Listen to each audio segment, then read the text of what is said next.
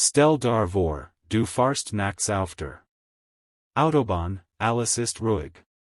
Du hörst dein Lieblingsplaylist und plötzlich im Rückspiegel siehst du die blauen Lichter.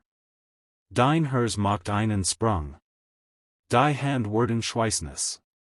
Du fahrst ran, der Polizeibeamt kommt ans Fenster. Und dann fällt der Satz, der alles verhindern kann. Guten Abend, ein allgemeine Verkehrskontrolle. Haben Sie Waffen im Auto? Was antwortest du jetzt? Ehrlich. Ausweichend? Sagst du einfach nein, auch wenn de Violite ein Taschenmesser im Handschuffich liegt oder du vom Skiestraining kommst? Halt, stopp. Genau hier, in diesem einen Moment. Entscheidet sich oft, ob du mit einer kleinen Verwarnung nach Hause fahrst. Oder ob sich dein Leben in den nächsten Monaten nur noch Anwaltsgassen Gerichtstermin und den möglichen Verlust einer Waffenbesitzkarte dreht. Ich habe mit einem Fachanwalt für Strafrecht gesprochen, der mir klar gemacht hat, die Antwort, die du jetzt gibst, ist der kritischste Punkt. Und die allermeisten machen genau den Fehler, der Sie in Teufelskusch bringt. Beaver du jetzt denkst, das betrifft Michigan doch nicht, lass Michigan da ein Frage stellen, die du ehrlich in den Kommentaren beantworten sollst. Wenn ein Polizist dich morgen fragt, ob du Waffen im Auto hast, was wär dein spontan erste Reaktion? Sag es mir unten, denn ich verspreche nach diesem Video wirst du dies Frage nie wieder so beantworten wie für das ganz richtig einordnen zu können, müssen wir zuerst mal klären, was überhaupt ein Waff im Sinn de Gesetzes ist. Und de Wort es für viel schon überraschend. Die meisten denken bei dem Wort Waff sofort an ein Pistol oder ein Gur. Aber das deutsche Waffengesetz, das Waff, ist de wesentlich umfassender. Es unterscheidet zwischen Waffen im engeren Sinn, also Schusswaffen und dann den sogenannten sonstigen Gegenständen, die als Waff gelten können. Und genau da liegt die Fall. Hast du ein Handmesser im Auto, also 1, dass du mit einer Hand offen, vielleicht mal als an Denken mitgenommen hast. Vielleicht sogar einen Teleskopschlagstock, den jemand mal für alle Fall ins Handschuffich gelegt hat. All das sind im rechtlichen Sinn Waffen.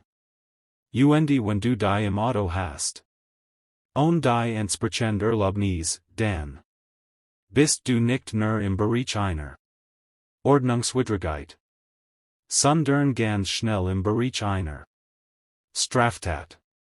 Ich have mal einen Fall gehört.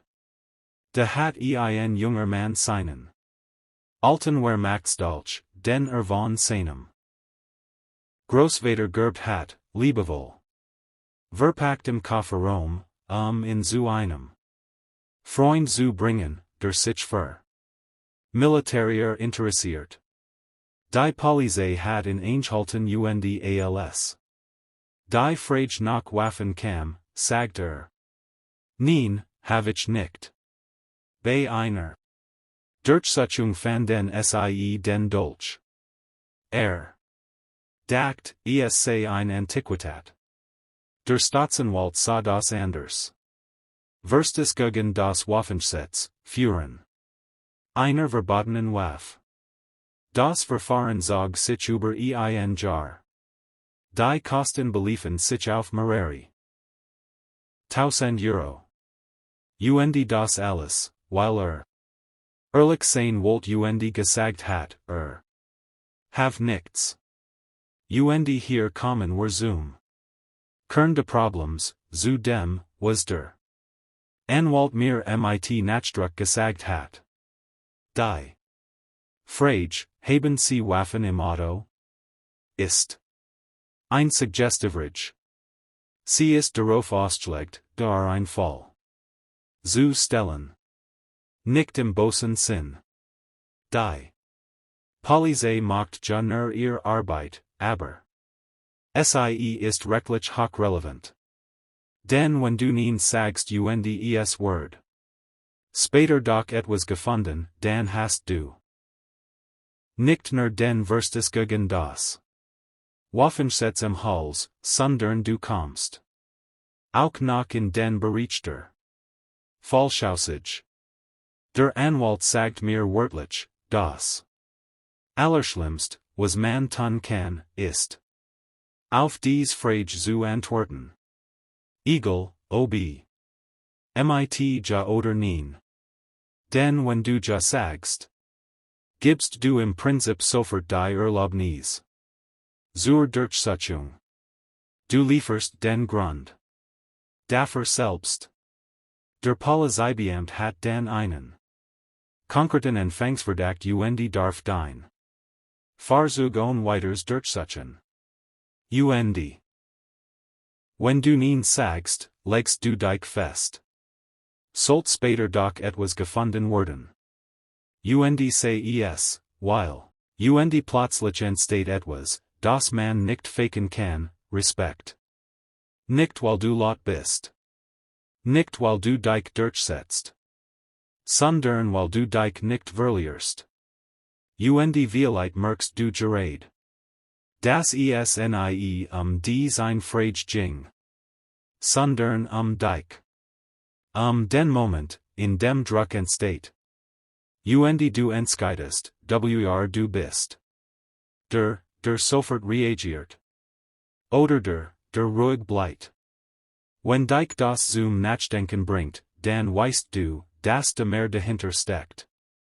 Lass es wirken. Schreib mir, was du darüber denkst, und wenn du tiefer in dies Dynamiken eintauchen willst, bleib dran. Die meisten Menschen wissen nicht, wie sie sich verhalten sollen, unhoffentlich zu wirken oder die Situation zu eskalieren. Deshalb will ich ein paar konkret Formulierungen in die Hand geben, die du wörtlich so verwenden kannst.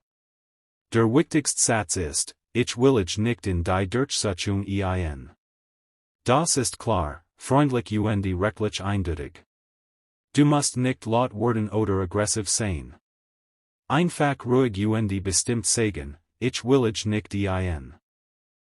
Oder noch besser, ich verweigere meine Einwilligung.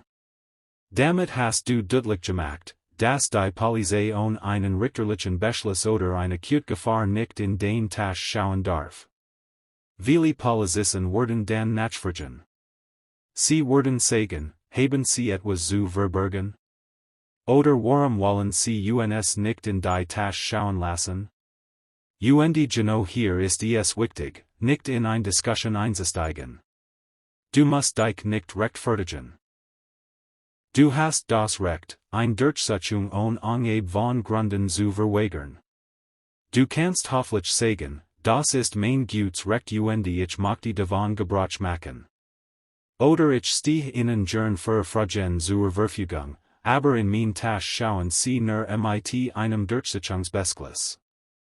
Ein weiter Perfide Maschi ist die Frage, haben Sie nichts Illegals dabei? Dann ist es doch kein Problem, wenn wir kurz reinschauen. Dies Frage ist ein rhetorisch Fall, denn wenn du antwortest. Nein, ich habe nichts dabei und dann die Tasche siegst, hast du nicht nur den gegeben, sondern auch noch ein Aussage gemacht, die später gegen dich verwendet werden konnte. Die Antwort darauf ist einfach, ich mache von meinem Aussageverweigerungsrecht Gebrauch. Das ist ein gutes Recht aus Paragraph 136 der Strafprozessordnung. Apropos Aussageverweigerungsrecht, das gilt nicht nur bei einer Vernehmung auf der Wache. Du darfst grundsätzlich jede Frage der Polizei unbeantwortet lassen, solange du nicht in einer erkennbaren Vernehmungssituation bist und selbst dann hast du das Recht zuerst. Schweigen. Viele glauben, das Schweigen verdächtig macht, aber das ist ein Mythos. In Deutschland kann aus deinem Schweigen kein Nachteil entstehen. Ganz im Gegenteil. Jede Aussage, die du machst, kann später gegen dich verwendet werden. Ich will dir noch ein ganz konkretes Beispiel aus der Praxis geben, das ein Anwalt mir erzählt hat. Ein junger Mann stand nachts in einer Tankstelle, als ein Streif vorbeikam. Die Beamten Steigen aus und fragten, ob sie seine Tasche durchsuchen dürften. Der junge Mann, der völlig unschuldig war, sagt, ja klar, ich habe nichts dabei. In der Tasche fand sich dann tatsächlich nichts Illegals, aber einer der Beamten bemerkt ein Messer im Seitenfach, ein legales Taschenmesser. Aber der Beamt behauptet, es handelt sich ein verbotenes Messer. Es kam zu einer Anzeige und obwohl das Verfahren später eingestellt wurde, muss der junge Mann zur Vernehmung, hat Stress mit der Arbeit und Anwaltsgassen. Hat einfach gesagt, ich will nicht ein, während die Beamten vermutlich weitergezogen, weil sie keinen konkreten Verdacht hatten.